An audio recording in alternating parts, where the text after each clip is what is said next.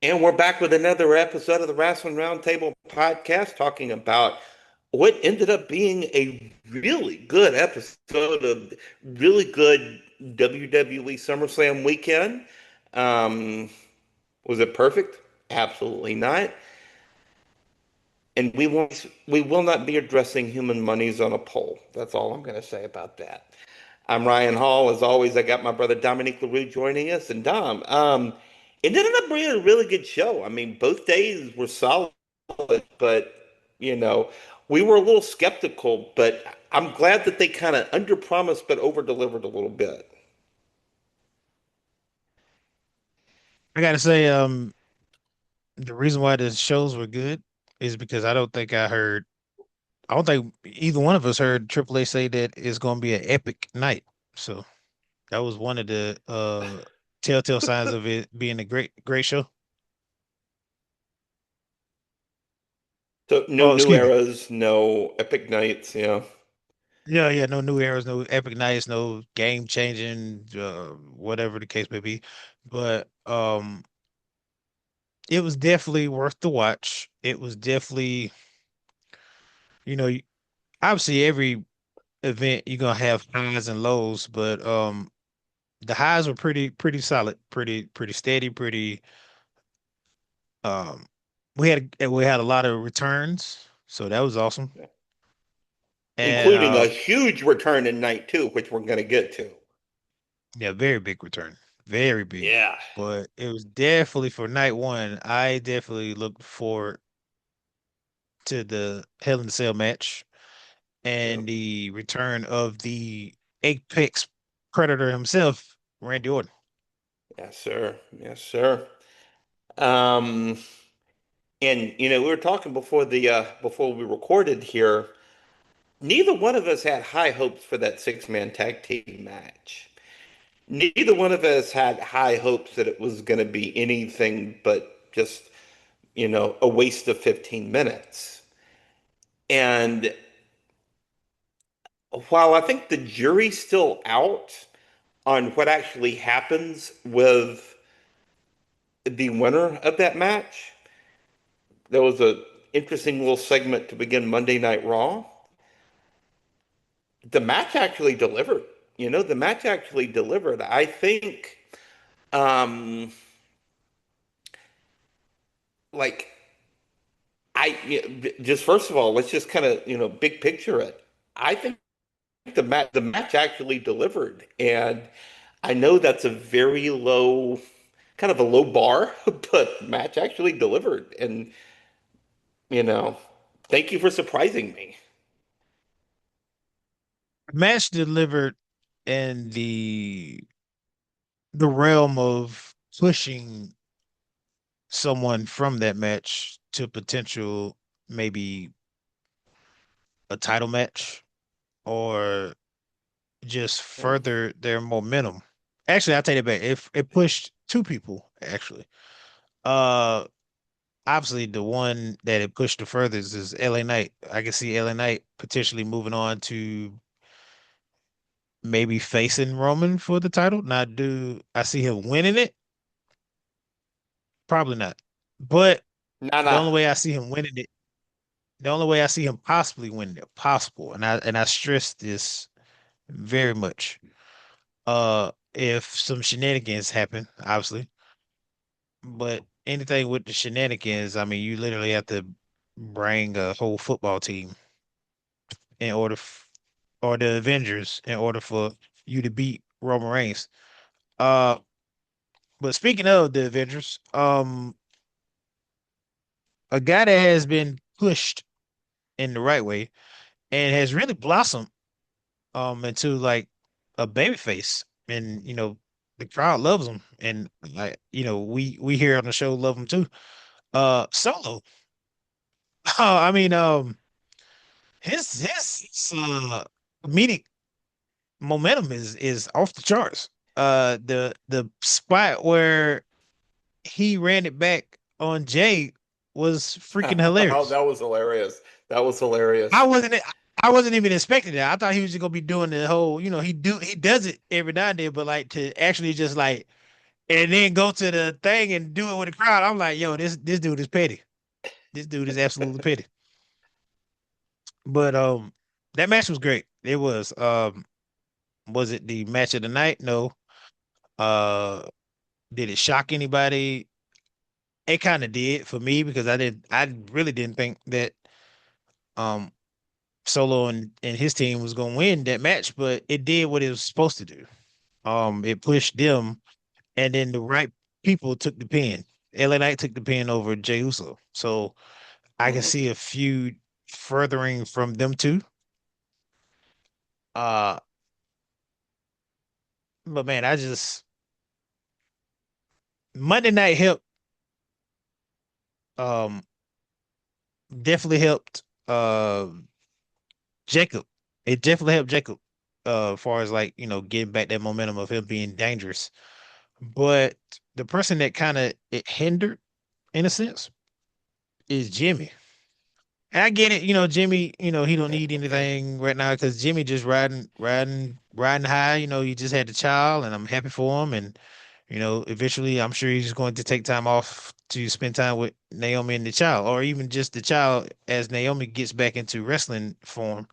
But um, I really wish Jimmy would get a push, like a well-deserved push to the U.S. title or, the Intercontinental title. I mean, well, obviously not now with Chad Gable as champion, but Right. just something because I think he deserves more. And I'm He pretty sure, does. just like Jay said, if they don't ever give him another push for the world title, he'll be fine. I mean, he's doing what he loves. He's doing it with his brother and his cousins, and and I get it. I commend it for anybody that's living their dream. As a fan, I just think certain superstars definitely deserve more, and whether they get it or not, obviously that's out of our control. But not necessarily our control, because I mean we could cheer or boo or whatever the case may be, but like it's definitely out of our control as far as like who makes the decisions on that in the big room or whatever. But No, yeah. it goes back to like what I was telling you before we started the show, though. Yes, LA Knight looks like he's getting a push, but like with this whole Roman talking to Rey Mysterio, and then I guess a rumor or in the works of a tournament where all three promotions are fighting for number one contender spot for the world title for Roman's opponent. It kind of derails that in a bit because like now you're gonna use it as a scapegoat to like LA Knight got cheated out of making it to the top basically to fight Roman. And I hate that if they do it that route. Yeah, I think that would be quite unfortunate because we definitely, I mean, to your point on Jimmy Uso. Um, if they ever run it back with he and Jay in a singles match at a big pay-per-view like a WrestleMania, if they ever run it back again, you're gonna have to build some kind of momentum. And I feel like right now, Jimmy Uso is just kind of out on a desert island because there's just not a lot there. There's just not a lot there. And I think it's unfortunate, but at the same time, it kind of needed to happen for that storyline, for that match, for the babyface team to end up going over. And speaking of the babyface team, the one guy we haven't mentioned on that babyface team has been Royce Keys, and I really feel like there's a real potential with him and Jacob Fatu. It's like I told you, we're kind of skipping all over the place here, but he and Jacob Fatu had a really good street fight to close out Monday Night Raw. And I kind of think with their personal connection, I kind of think that could be a way to get Jacob Fatu to kind of snap and turn on Roman. Does it happen? I don't know. but that's a real wild card right there. That's a real wild Yeah. card right there. Yeah, I can see that. I can see that. Um,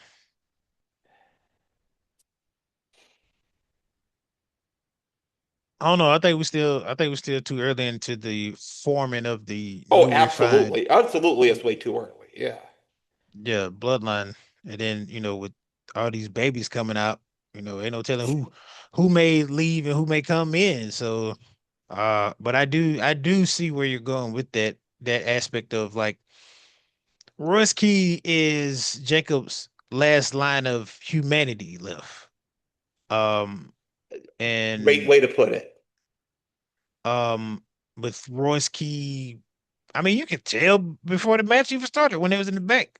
Jacob like literally was his eyes were watery, like he wanted to cry, but he knew he had to handle his business. I mean, I missed the promo where Roman was talking to the guys in the back, but I'm pretty sure it wasn't very pleasing. Uh, and and I think I can see that dynamic of Roman maybe mm, not ruling with an iron fist like he was the first go around with the bloodline, but kind of fighting that urge to be that particular tribal chief again, where he's two-faced. He's fighting two sides of himself. He's fighting the urge to be his old self, and he's fighting the urge of like proving himself that he's not that guy that he once was. He loves his family. He want to rule with them by his side. And also he wants to rule showing people that he can win without the bloodline. And he has. That's the crazy part. Like that's what gets me and it blows my mind that people sit here and act like, yes, he did cheat a couple times during that reign, but like he Yeah. was choking people out with that uh guillotine move. He was sparing people. He was, doing this and that. So like, granted, I've said things about Roman's reign that, obviously everybody else has said, but also I give prop when it's due. Roman has ruled with an iron fist with or without the bloodline back in the past. So now he's going on this road of redemption to himself, and he's won every match by himself. Yeah. And like I've said many times that I think Roman Reigns, his character is kind of like a Michael Corleone, like a complicated mafia boss kind of character, right? Um, trying to go straight, trying to go legit, but at the same time he keeps getting pulled back into that life. And I still feel like there's a lot to, kind of a lot to be said about that. But, again, that six-man tag team match, it under promised, but it really over delivered, you know? And Right. another match that you and I were both kind of looking forward to, and I think for good reason, was Gunther and Nick Aldis. Yes. Yes. Um, Obviously some parts of that match, Nick was, nervous and had a little Yeah. ring rust, but I mean the man been out of the ring for what, 3 years? 3, 4 years? So 20, granted, 2019, my friend. oh, excuse me, sorry. Yeah. It's been a minute. Yeah, so 6 years to be exact. Yep. Yep.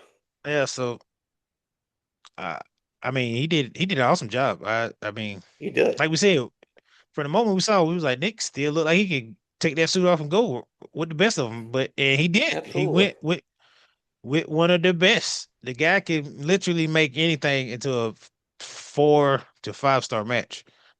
And he had me believe that Nick was almost going to pull it out.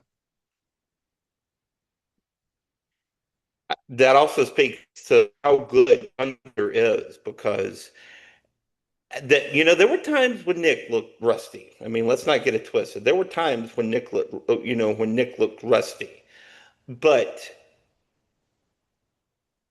he like he and Gunther worked really well together.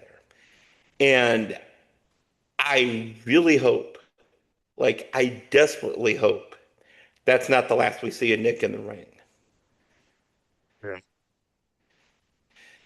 I Kind of, I I hope kind of, so too. yeah. Also kind of wonder if they're, if he does come back, I kind of wonder if WWE is going to keep paying for that Oasis song for him to come out too, because that wasn't cheap. It's a cool moment, don't get me Yeah. wrong, but that wasn't cheap. Well, they'll get their money back and Yeah. endorsements and overpriced tickets and et cetera, et cetera. But Yeah, probably, probably put start putting a logo on Nick's suit jacket or something.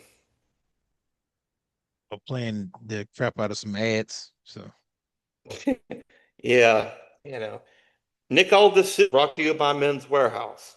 But all kidding aside, I'm really happy that that match went as well as it did. same here. Yeah. And really not a whole lot to talk about with CM Punk and Cody Rhodes. But CM Punk, he retained. But thanks to one of our returning one of our returning superstars. If you want to speak about that, I was gonna get to him. Settle down. Yes, a returning superstar by the name of the Apex Predator, the Legend Killer himself, the 14 time, soon to be 15 time. I feel it's coming very soon. But Yeah. Randy Orton himself. Oh man, that dude there, man, the way he just slides into the ring just like so effortless. It just delivered one of the cleanest RKOs and just looked at the camera and winked and went on about his business. We already know Yeah. we already know where this finna head to. Cody's finna have a feud with Randy, and that'll take Cody out of the title picture for a while, and Randy out of the title picture for a minute until they figure out what they're gonna do with Kevin Owens and CM Punk. But man, do you feel a shift coming to SmackDown? Do you feel like the energy is shifting a little bit where what it was? It kind of felt stale as it has for the past year. it felt incredibly stale. It felt incredibly stale. But considering who the return that we had in night two, which you just spoiled, by the way, thank you. Um, Considering the return that we had in night two, I think it's well deserved. Yes, absolutely. Yeah, Yeah. we're gonna get to that return in night Oh, two, oh, you're but damn right we're gonna get to that return. I'm glad to see Randy Orton back. We both were sitting Yeah, there trying to thanks. figure out like what's going on. Did he hurt himself again, or was he just taking a break? Which he deserves that break. But it was a good match. Now, It was. the best match of night one was definitely two big Goliaths fighting each other. Um, the coup de grace, as some may say, the trilogy to the feud that is Overfemi versus Brock. Uh, I mean, it lived up to the hype. Obviously, it ain't one of the greatest Hell in a Cell matches of all time, but far as like physicality and just overall chaos and like as Biggie likes to say, uh, two big meaty men slapping meat. Yeah, Yeah. yeah, they definitely was doing that in the ring for sure, and outside of the So, ring, and through a table, and right. it ain't a It's starting to it tear ain't, up the ring too. yeah, it's not a Brock Lesnar chaos match if he don't do something to the ring, either lift it up with a forklift or tear the little padding off of it, or just break it completely, or just some type of chaos to it. So Yeah. Yeah, yeah. A lot has been made. A lot has been made about Brock coming out with elbow pads. And I think we saw why, because the finish of the match was him tearing away the canvas, exposing the boards that are underneath the canvas, which I found fascinating because that's just like taking a giant dump in the face of kayfabe. But you and I both know kayfabe doesn't exist anymore. Um, but and putting putting Oba Femi taking a tombstone pile driver but yeah, what they got to do on is those elbow. exposed boards. What they got to do is elbow pads though. Like he needed knee pads because I was shocked Brock even did that. No, same, yeah, same. I was like, because it's not Um, that's not like thin board. That's thick. You might well say bamboo even, but not even bamboo wood. We know it's not bamboo, but like to do a tombstone pile driver, and you're not on the lighter side of 40. You're definitely on the older side of 40. And you got some nicks and bruises now, and my bumps friend, the and word is 50. My friend, the word is 50. oh, He's pushing excuse me. 50. Excuse me, Yes, excuse me. 50. Excuse me, present 50. company included, by the way. Right, right. But to see him do that tombstone, salute to Brock. I mean, if you're gonna Absolutely, go out on your shield and just, you know, have the oohs and ahs before you go out, because leave it all in the that was ring. a that was a salute to one of the greatest of all time to do multiple Hell in a Cell matches. But I think the last Hell in a Cell match that Brock was in was against the Undertaker himself. So yeah, that was a good nod to the dead man. And obviously, I just want to say, and I want to get this out of the way. Um, Kudos to Brock Lesnar. Uh, whether you like the man, whether you hate the man, whether you think he's a sicko, you think he's scum of the earth, or whatever the case may be, we don't personally know the man. I can't say what he is outside of what we see on TV, but to hear all the reports of him not only working with Obafemi throughout the whole trilogy, hearing other stories from different superstars, I love hearing that about Brock Lesnar. Um, Absolutely. I love the respect that he gets from all the other superstars that have worked with him. And I just want to say thank you. I mean, Yeah. Brock had some amazing moments that I can recall on in my mind. And I mean, this guy was one of the main reasons why I got Here Comes the Pain back in the day to F5 people, and I mean, he's a first ballot Hall of Famer. Like whether he's retired fully or not, next year's Hall of Fame inductee Brock Lesnar to be number one. Like he needs to already be. And as soon as they did AJ Styles, they need to do Brock Lesnar. He needs to be number one for sure. Because Facts. man, to be a professional wrestler, in NCAA and then turn around and come to WWE and like be the next big thing, and then to leave WWE and go to UFC and be dominant in that is crazy. The mere fact that somebody of his size could be as athletic, um, as agile, and as just country strong as he is, it's terrifying. You know, the mere fact that he's still able to walk after falling on his head trying that shooting star press in that WrestleMania match against Kurt Angle. The mere fact that that man is able to walk is a miracle in and of itself.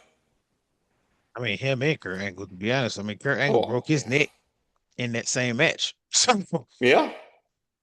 It was not the That first it time he broke his freaking neck either.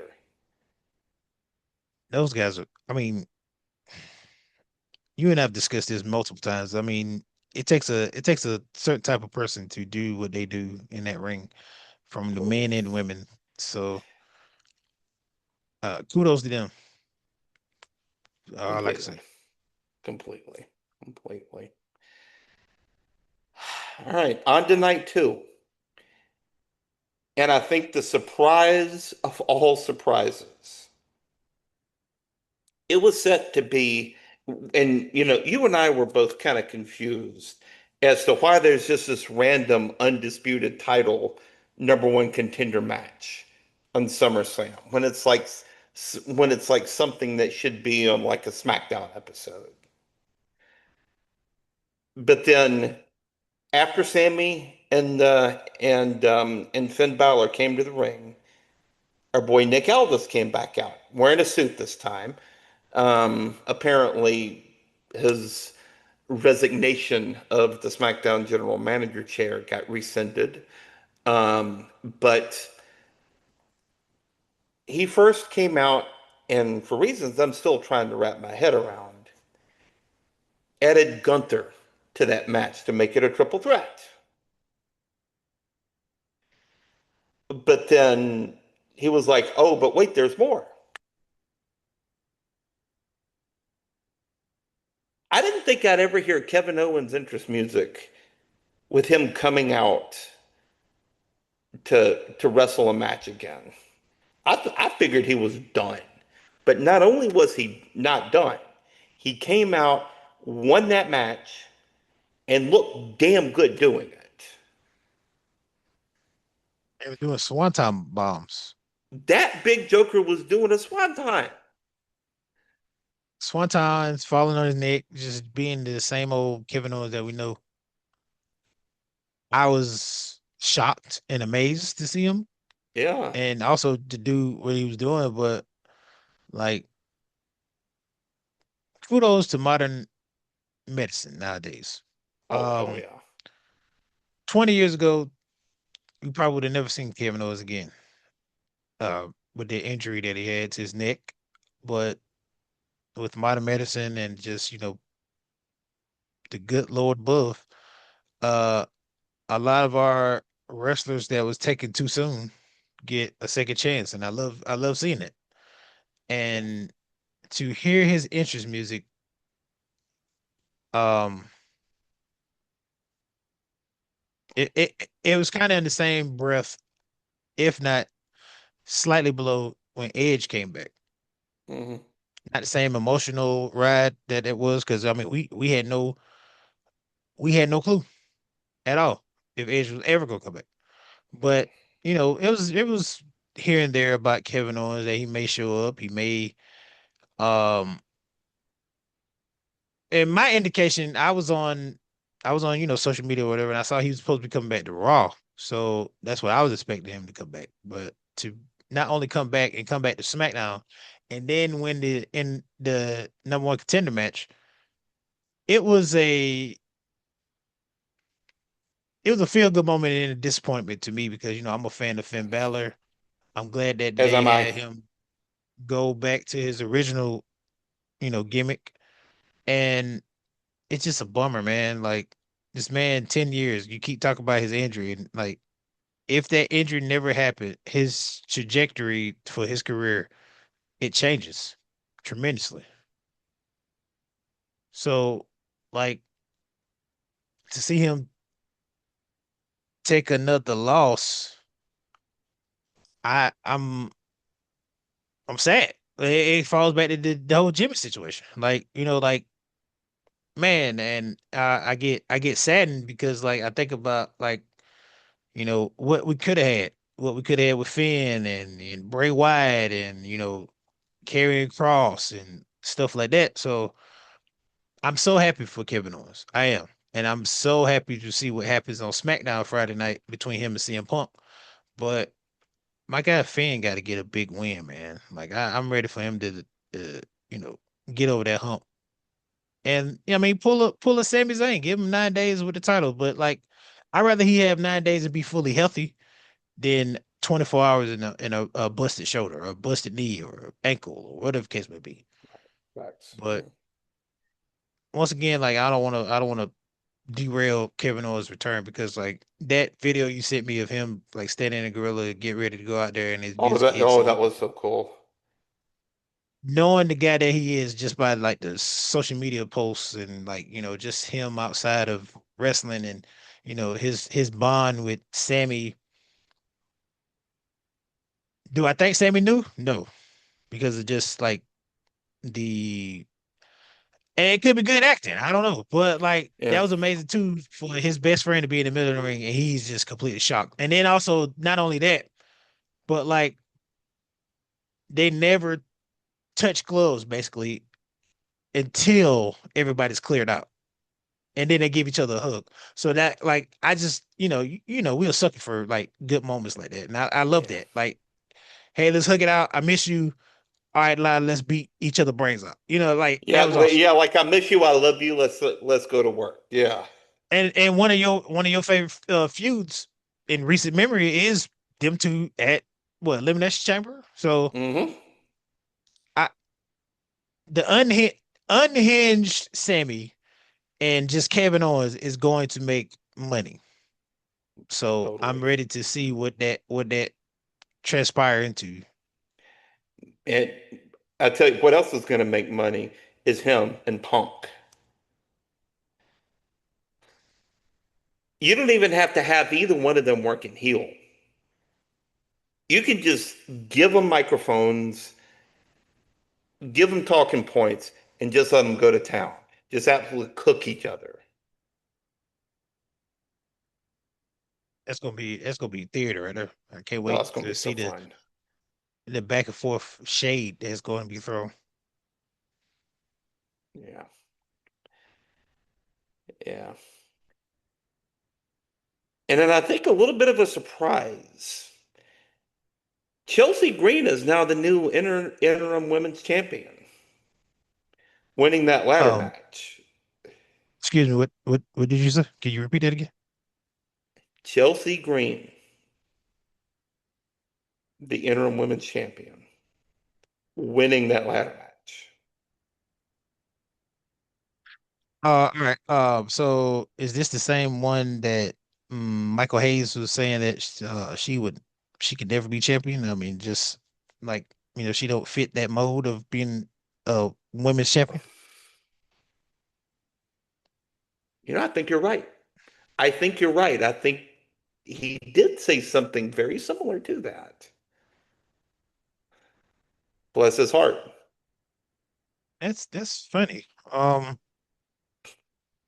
Did we say that Michael Hayes was an idiot at one point in this show? Like did we say like his comments like that, like obviously we said that about Dominic Mysterio, or we say about R-Truth, or we say about whoever the case may be. But at the end of the day, like there's a chance. We're never going to poo-poo the idea of that. But like at the same time too, you have to look at I don't know, what would you say, the geographic of it all, like the landscape Hmm. of what's going on. Rhea Ripley's hurt. You literally got Charlotte and Jade feuding with each other. So that's like I tell you every time when we're on the show or just me talking, I did process of elimination during that match. I was sitting there thinking, I was like, Charlotte still got to get her pound of flesh from Jade. That's a match, just them two money book it. Okay.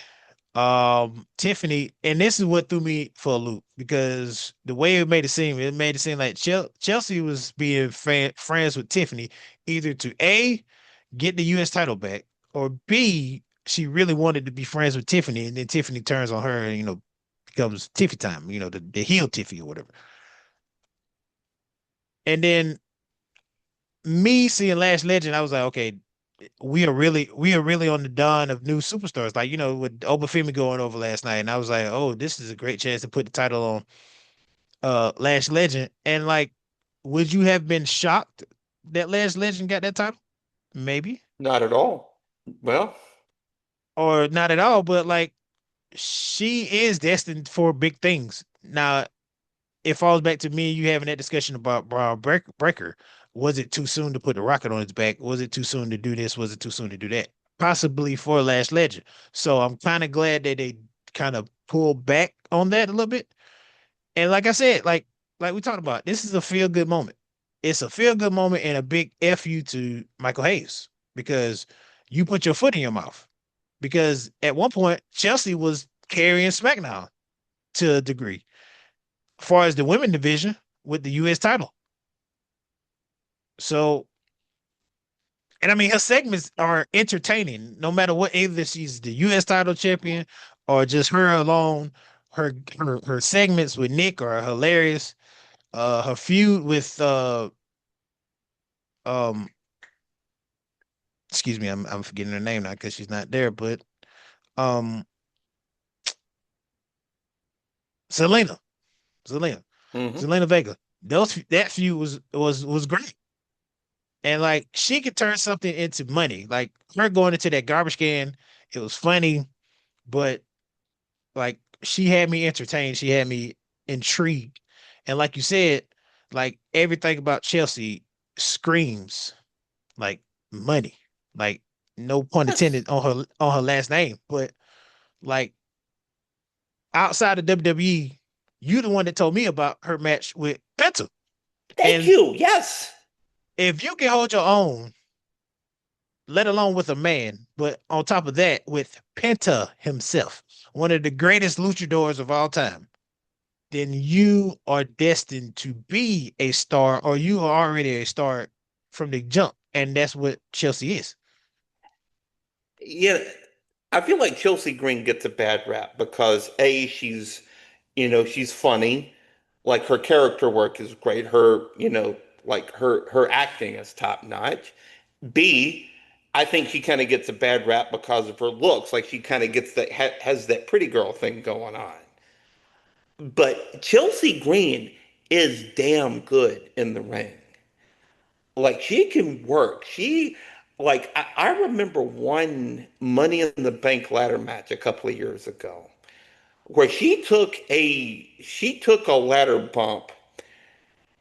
The ladder was set up in the ring. I think it was her and I couldn't remember who it was. But she was in the ring. The the ladder tips over. She takes a spot through tables and sold it like a champ. And I thought, was it Tiffany? I honestly can't remember. But I, she yeah, I is can't remember. damn good. She is damn good in the ring. And that moment, that match, to be fair, was kind of a mess. Let's not get it twisted. But the ending, the finish with Chelsea Green winning, Michael Hayes, I hope he's eating his words right now. Well, he's eating a big bucket of crow for sure. Yeah, yeah. I'm pretty sure his social media And probably blew up washing where it he down had with some Jack Daniels knowing him. he probably had to turn his comments off. That's for sure. You think he deserves every bit of it. But yeah, no, so happy for Chelsea. I think I think that ending, kind of her finish is and the eventual match that she has with Rhea Ripley, I think is going to be absolute money. Oh, absolutely, Speaking, yeah, absolutely. no, yeah. Speaking of money, we will not be talking about Danhausen and Dominic Mysterio, but we do want to talk about Chad Gable and Penta. Um, I love the ending. I love the fact that they're giving Chad Gable um like they're giving him a ball, so to speak. Um, I love how Penta put him over. I loved everything about that match. I even loved Chad's family, like his wife, his kids, and his parents coming into the ring and, kind of celebrating with him. I didn't love the root beer float mascot or whatever the hell that was coming in, but I loved everything about that. Side note, Chad Gable's dad, I feel like could be Arn Anderson's cousin. Very, but be that as it may. Um, what did you think of that match?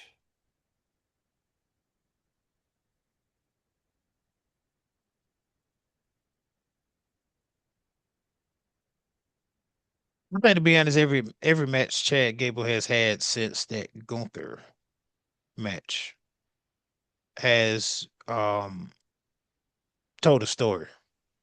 And I am happy that he won last Sunday. Uh Obviously, if writing on the wall was a person, it'd be Chad Gable. Because I mean, the whole time going into it, everybody was like, Chad is going to Minnesota. This is homecoming. He gets a chance at redemption and this, that, and the third. And at one point, part of me felt like just a small part, but part of me felt like he wasn't going to win. Just a small part, but not overall to where uh it was like he's going to not win. And I'm glad he did. The match was beautiful. Penta and him are wrestling soulmates. Hmm. Uh, it's kind of ironic that Penta was the first person he wrestled when he came to WWE, and now fitting that he takes the title off of Penta, excuse me. And it makes me think, where does Penta go from here now? Does he go to AAA and maybe go for the Mega Championship, or does he go for something more, perhaps? Or does he go to the tag team division with his brother eventually? That's what I'm thinking. That's what I'm thinking. I'm thinking it makes a lot of sense for him to go back to for him and Ray Phoenix to put the Lucha Bros back together. Um, it definitely makes a lot of sense. But this is WWE Creative we're talking about here. But I definitely think it makes a lot of sense, and I think he can make some money too. Makes a lot of money. Yeah, And it strengthens the tag team division. it Like does. the tag team division is floating um like a turd, really. Ain't wrong about Um that. and remember when the tag team division was like carrying the show at one point, where like Yeah, we was literally watching a tag team match in Raw versus it beginning Raw, or mid card or whatever the case would be. yeah. I mean, considering that the Motor City Machine Guns just made their AEW debut, um, Johnny Gargano and Tommaso Ciampa. I'm surprised Johnny Gargano is still with WWE, but he also has been planking on boxes for the last year, which makes no sense. But yeah, no, I definitely feel like putting, putting Ray Phoenix and Penta back together, it just makes way too much sense. Yeah. Yeah, it just makes way I too much sense. But I mean, hey, we've had this discussion before about stuff making sense, so I don't want to, Yeah. boggle myself down on that. Yeah, let's not try to twist ourselves into submission here, Right. thinking that something's going to make sense. And then last but not least, Roman Reigns and Seth Rollins.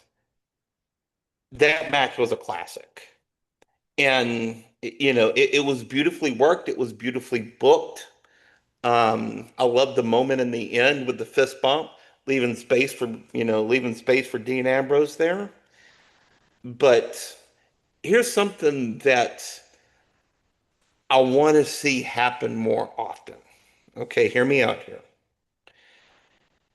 Title matches, the closed big pay-per-view shows need to be wars one on one. Okay? I don't mind a little and I don't mind a little, you know, interference. Like the Randy Orton spot in the Cody and CM Punk match was right on point. But they just gave Roman and Seth 30 plus minutes. I think that I saw the match was timed out at 32 minutes and change. But they gave those 32 minutes to just let them tell a story, beat the hell out of each other for 32 minutes.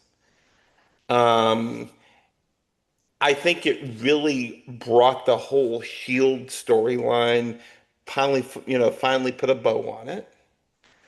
Um, I think it really, as you said, like as you texted me, it was just a fitting end to that saga.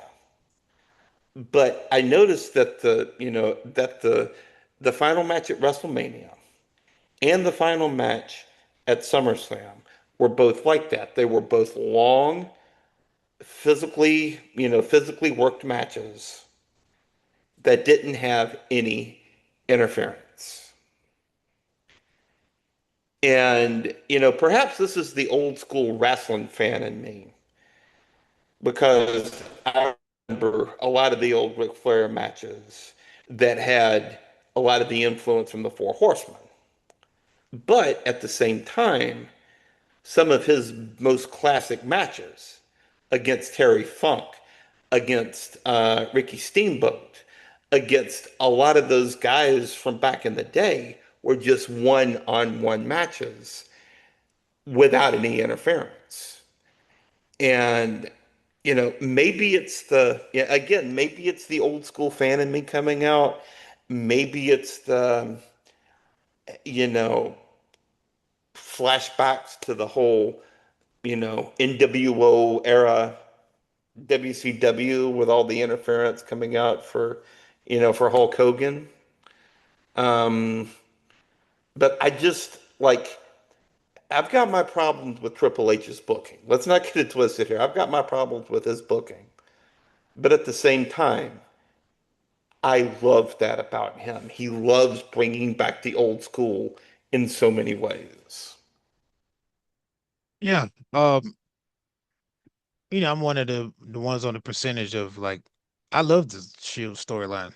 I love them, always going back to it. That was one of the reasons why I became a Roman Reigns fan. But the people that was like, "Oh, I'm so tired of Shield this and Shield that and blah blah blah blah blah," you don't like storytelling, to be honest. Um, if you can sit here and enjoy Judgment Day going back and forth these many years, then obviously you want to see Judgment Day go how long was it? 12 years? The Shield saga has been going on 14 to 12 to Hmm. 14 or whatever. But it was a nice bow on the cap of like those three guys. They really changed WWE with their dominance and their their swagger and like the way they was just going about, you know, that was one of the strongest factions of all time. Yeah. And when Seth turned, that was a butterfly effect. Like not only did it change them as far as a group wise, but like it forced all three to literally become single competitors, where it wasn't like a three-headed dragon. It was like everybody was separate. And, you know, obviously Roman had to go through his trials and tribulations with the crowd, like loving them and hating them and loving them and hating them. I mean, but all the greats that have been through that, Rock, John Cena, Yeah. you know, Stone Cold probably is the only exception because I mean, like, yeah, we kind of hated him, but not in the sense of like we hated him because his character. We just hated him because he joined Vince McMahon, so that's what a heel job is.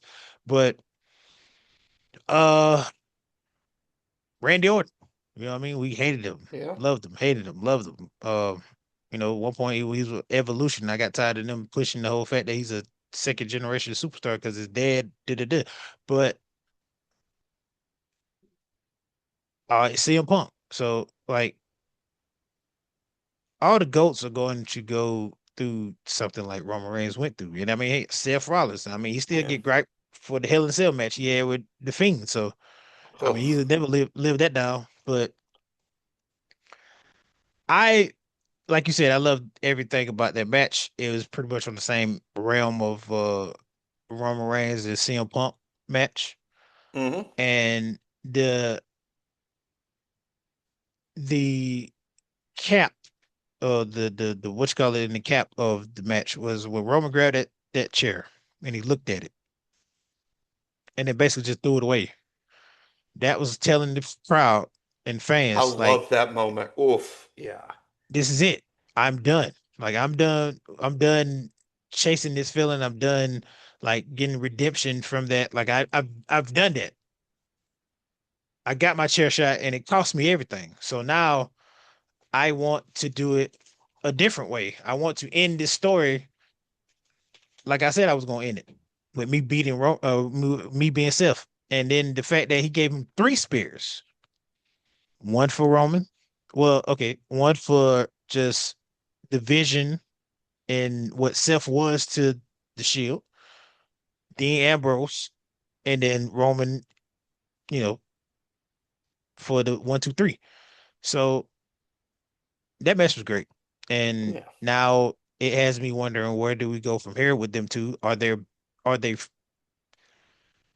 they're not gonna be friends. Obviously, they're friends outside, but they're not gonna be Right. friends character wise. But like they have a respect for each other and a admiration for each other now to the point where like, what if Roman comes to Seth for a favor or maybe help in a sense?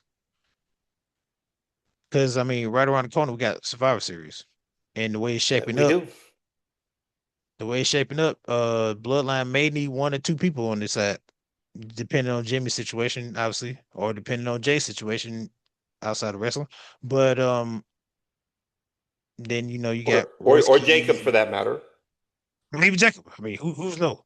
But then you got Royce Keys, Solo, LA Knight, and they need two people on their side. So who's to say who? I mean, it could be Drew. Who knows? I mean, we've had all these other returns, so it could be Drew next. So I'm excited for the road to Survivor Series, but please, for God's sakes, do not put Cody or CM Punk in that Survivor Series match. I'm sorry. Their time has passed. They got their own stuff going on with Survivor, on SmackDown. Let's keep it on SmackDown. Don't bring it over here to Raw. Raw is already feasted. We don't need that that bad juju that y'all want to bring over to Raw for SmackDown. So Yeah, there's a very fine line between that steak that we're eating on Raw getting cooked to the point of turning into charcoal. yeah, yeah, it's a fine line between eating a well fine steak and then a burger from McDonald's. There you go. There you go. Yeah, Just grease pouring out. not even a good restaurant burger, but a McDonald's, you know, thing. Yeah.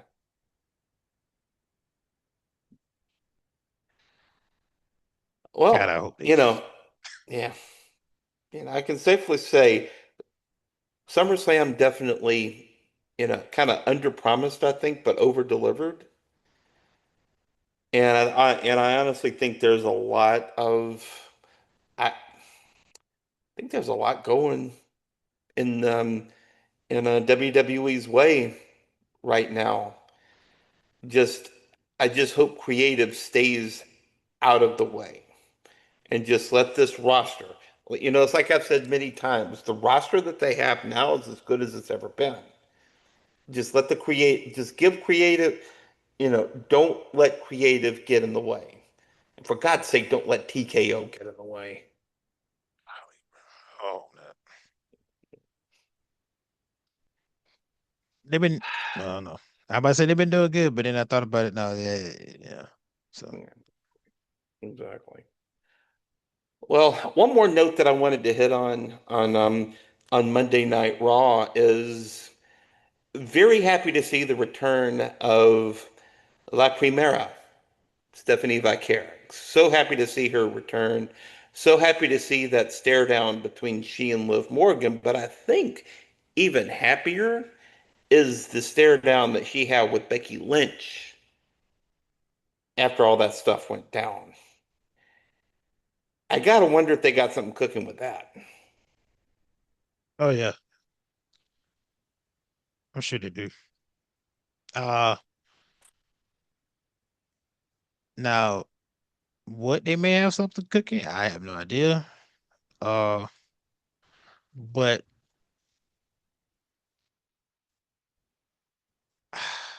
I'm just glad that Becky's back. I can't believe I'm saying this, but I'm glad that Becky's back. She cooked Liv Morgan to a crisp on Monday night. Oh, oh, Um, she deep fried her.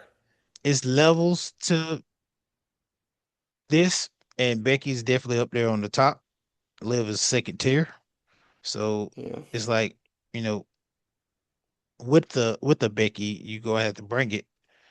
And I don't necessarily think this is gonna be the end of somebody coming and trying to get their pound of flesh as far as trying to get a title. So I think AJ Lee might pop her head in there too, perhaps. would not Just break throwing my it out heart. there. Yep, would not break my heart. Would not break my heart. And I think, yeah, I think there's a lot going. I think there's a lot going for that. Yeah. Couple more little notes that I wanted to hit on here. First, came out to be are the proud parents of a new baby boy.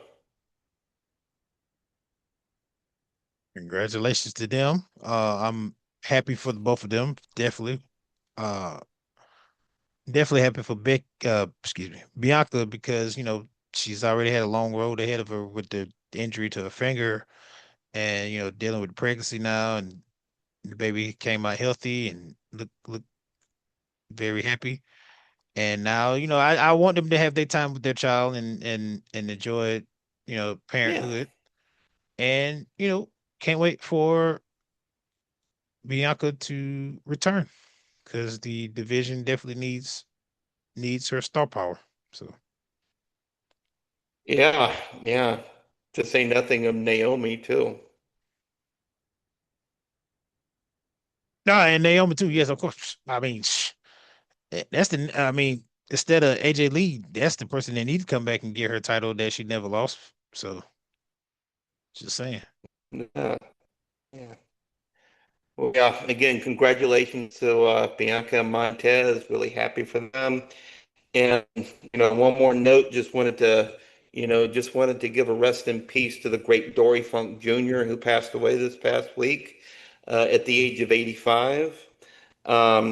Terry's brother, of course. But I wanted to read to you a list, even outside of his work as a wrestler. I wanted to read to you some of the superstars that this man helped to train. Matt and Jeff Hardy, Christian, Edge, Lita, Kurt Angle, and Ted DiBiase, Sr., among others. Dory Funk Jr. was a giant. He was an absolute giant. And he was still wrestling matches. He died at 85, but he was still wrestling matches. He wrestled the six-man tag team match just as recently as 2020, just 6 years ago. Did a six-man tag with the Steiner brothers. It's-